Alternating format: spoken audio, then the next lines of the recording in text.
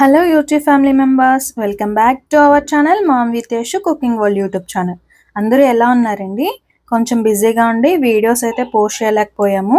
ఇప్పటి నుంచి రెగ్యులర్గా వీడియోస్ అనేవి పోస్ట్ చేస్తాం. మమ్మల్ని కొంచెం సపోర్ట్ చేయండి. ఇప్పుడైతే వీడియోలోకి వెళ్ళిపోదాం.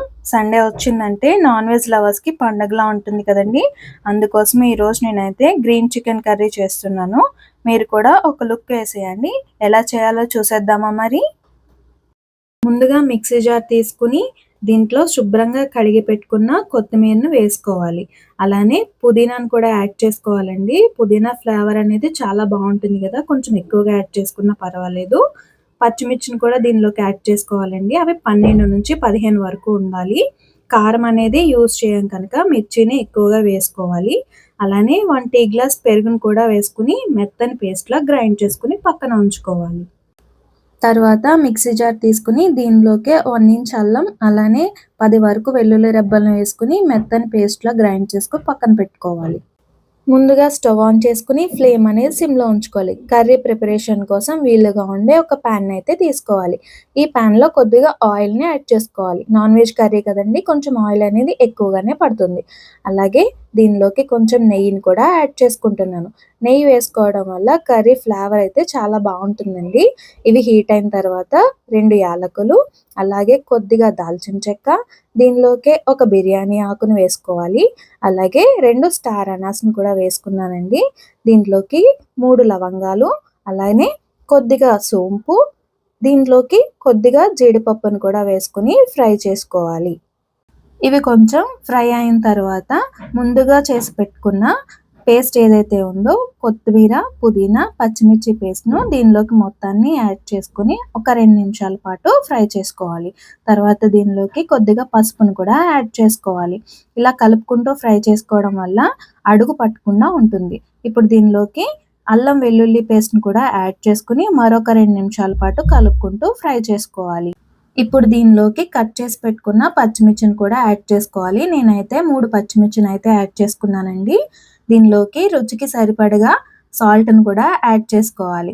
ఇలా యాడ్ చేసుకున్న తర్వాత మొత్తాన్ని ఒకసారి కలుపుకుంటూ కుక్ చేసుకోవాలి. ఇలా కుక్ చేసుకున్న తర్వాత ఇది కొంచెం ఆయిల్ అనేది సెపరేట్ అయి కనిపిస్తుంది.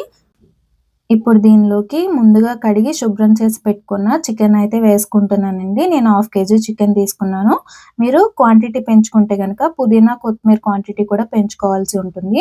చికెన్ వేసుకున్న తర్వాత వేసిన మసాలా ఏదైతే ఉందో అదంతా చికెన్కి పట్టేంత వరకు ఒక 2 నిమిషాల పాటు కలుపుకుంటూ కుక్ చేసుకోవాల్సి ఉంటుంది. దీన్ని ఒక మూత పెట్టుకుని మరొక 5 నిమిషాల పాటు కుక్ చేసుకోవాలి. తర్వాత మూత తీసి చూసుకున్నట్లయితే ఈ చికెన్ అనేది కుక్ అవుతూ కనిపిస్తుంది కదండి. మళ్ళీ ఒకసారి మసాలా అంతా పట్టేలా బాగా 2 నిమిషాల పాటు కలుపుకుంటూ కుక్ చేసుకోవాలి. ఎప్పుడూ చేసుకునే రెగ్యులర్ చికెన్‌లా కాకుండా ఒకసారి ఇలా పుదీనా, కొత్తిమీరతో ట్రై చేసి చూడండి. టేస్ట్ అనేది బావుంటుంది. ఎప్పుడూ చేసుకునేది బోర్ కొడుతూ ఉంటుంది కదండీ. సో, ఇలా ఒకసారి కూడా ట్రై చేయొచ్చు. ఇప్పుడు ఈ చికెన్ అంతటిని ఒకసారి కలుపుకున్న తర్వాత 2 స్పూన్స్ వాటర్‌ని అయితే యాడ్ చేసుకున్నానండి. మనం పెరుగు యాడ్ చేసుకున్నాం కాబట్టి వాటర్ అనేది ఎక్కువగా పట్టదు. అందుకనే 2 స్పూన్స్ వాటర్‌ని మాత్రమే యాడ్ చేసుకొని చికెన్ అంతటిని ఒకసారి బాగా కలుపుకొని దీని మీద మూత అనేది పెట్టుకొని ఒక 2 నిమిషాల పాటు కుక్ చేసుకోవాల్సి ఉంటుంది. 2 నిమిషాల తర్వాత మూత తీసి చూసుకున్నట్లయితే మనకి ఆయిల్ అనేది సెపరేట్ అయ్యి కనిపిస్తుంది. కలర్ కూడా చాలా బాగుంది కదండీ. ఇందులో మేము ఎటువంటి ఫుడ్ కలర్ అనేది యూజ్ చేయలేదు. వేసిన గ్రీన్ లీఫీ వెజిటబుల్స్ నుంచి అలాగే మిర్చి నుంచి వచ్చిన కలర్ మాత్రమేనండి. మళ్ళీ ఒక నిమిషం పాటు కుక్ చేసుకున్న తర్వాత ఇప్పుడు దీనిలోకి కట్ చేసి పెట్టుకున్న పుదీనాను, అలానే కొత్తిమీరని కూడా యాడ్ చేసుకోవాలండి. వీటి వల్ల ఫ్లేవర్ అనేది చాలా వస్తుంది. ఇవి యాడ్ చేసుకున్న తర్వాత మూతనైతే పెట్టుకొని ఒక నిమిషం పాటు ఉంచుకోవాలండి. ఇలా మూత పెట్టుకోవడం వల్ల ఆ ఫ్లేవర్ అనేది కర్రీకి బాగా పడుతుంది. అందువల్ల మూత పెట్టుకొని ఒక నిమిషం పాటు ఉంచుకోవాలి. తర్వాత మూత తీసుకుని కర్రీ అంతా కలిసేలా ఒక 2 నిమిషాల పాటు కలుపుకోవాలి. ఇప్పుడు మన గ్రీన్ చికెన్ కర్రీ అనేది రెడీ అయిపోయిందండి. ఇది రైస్ ఐటమ్స్‌లోకి, అలానే రోటీ, చపాతీ, పుల్కా దేనిలోకైనా టేస్ట్ అనేది చాలా బావుంటుందండి. దీనికి కాంబినేషన్‌గా మేము బగారా రైస్‌ని ప్రిపేర్ చేస్తున్నాం. ఎలా చేయాలో ఒకసారి చూసేయండి మరి. ఇప్పుడు బగారా రైస్ కోసం ఒక గిన్నెనైతే పెట్టుకున్నానండి. రైస్ కుక్ చేసుకోవడానికి వీలుగా ఉండే ఏదైనా పెట్టుకోవచ్చు. నేను కుక్కర్‌నైతే పెట్టుకున్నాను. దీనిలోకి ఆయిల్‌ని యాడ్ చేసుకోవాలండి.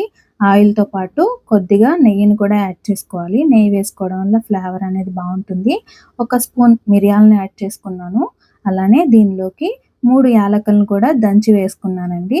వీటితో పాటు ఒక 4, 5 లవంగాలను కూడా వేసుకున్నాను. అలాగే జాపత్రిని కూడా వేసుకున్నాను. దీనిలోకి మరాఠీ మొగ్గలు 2, బ్లాక్ యాలుక 1, బిర్యానీ ఆకులు 2, అలానే దీనిలోకి చిన్న దాల్చిన చెక్క, అలానే స్టార్ అనాస్ 2 వేసుకోవాలి. దీనిలోకి ఇప్పుడు మెయిన్ ఇంగ్రీడియంట్స్ వచ్చి కొద్దిగా సోంపు, అలాగే షాజీరాని కూడా వేసుకొని ఒక నిమిషం పాటు ఫ్రై చేసుకోవాలి.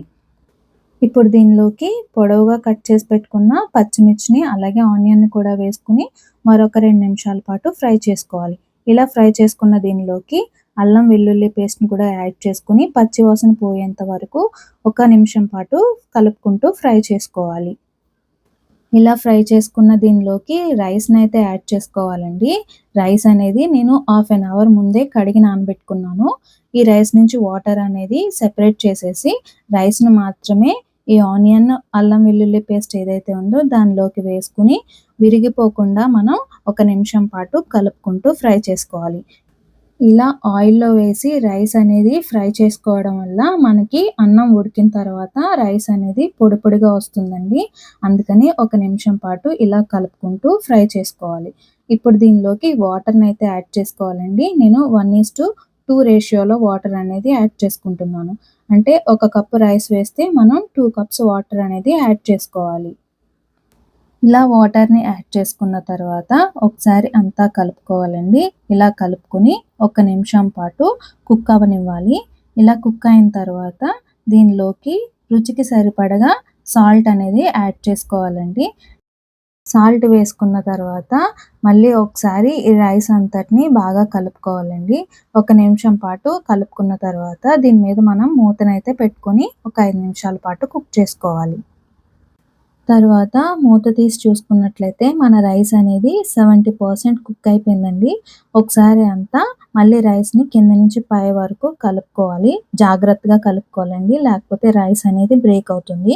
ఇలా కలుపుకున్న తర్వాత మళ్ళీ ఈక్వల్‌గా స్ప్రెడ్ చేసుకొని మరొక 2 నిమిషాల పాటు మూత పెట్టి కుక్ చేసుకోవాల్సి ఉంటుంది. 2 నిమిషాల తర్వాత మూత తీసి చూసుకున్నట్లయితే మన రైస్ అనేది ఈవెన్‌గా అంతా కుక్ అయిపోయిందండి. మన బగారా రైస్ అనేది రెడీ అయిపోయింది. ఇప్పుడు దీన్ని గ్రీన్ చికెన్ కర్రీతో సర్వ్ చేసుకోవడం మాత్రమే మిగిలుంది. ఈ బగారా రైస్ అనేది చాలా సింపుల్‌గా చేసుకునే రైస్ ఐటెమ్ అండి. టేస్ట్‌లో ఏమాత్రం తీసిపోకుండా ఉంటుంది. లంచ్ బాక్స్‌లో కూడా చాలా బావుంటుంది. మన బగారా రైస్ అనేది రెడీ అయిపోయిందండి. ఈ రైస్‌ని నేను ముందుగా చేసుకున్న గ్రీన్ చికెన్ కర్రీతో సర్వ్ చేసుకుంటున్నానండి. ఈ రెండింటి కాంబినేషన్ చాలా బావుంటుంది. ఒకసారి మీరు కూడా ట్రై చేసి చూడండి. మమ్మల్ని సపోర్ట్ చేస్తున్న యూట్యూబ్ ఫ్యామిలీ మెంబర్స్ అందరికీ చాలా థాంక్స్ అండి. ఇలానే మమ్మల్ని సపోర్ట్ చేస్తూ ముందుకు తీసుకెళ్తారని కోరుకుంటున్నాను. మా వీడియో మీకు నచ్చినట్లయితే ప్లీజ్ లైక్, షేర్, కామెంట్ చేస్తారని ఆశిస్తున్నాను. Thank you for watching.